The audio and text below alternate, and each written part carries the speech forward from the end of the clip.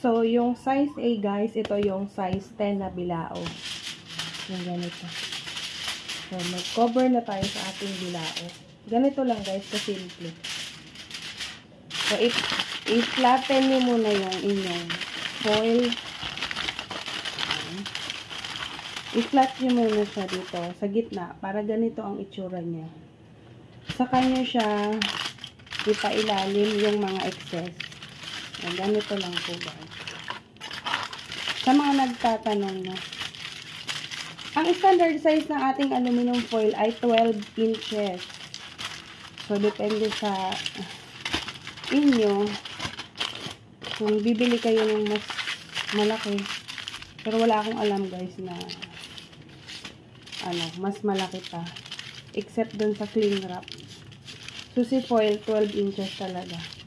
So, sa 10, yung kasing size lang to ng ating pinggan. Ayan na.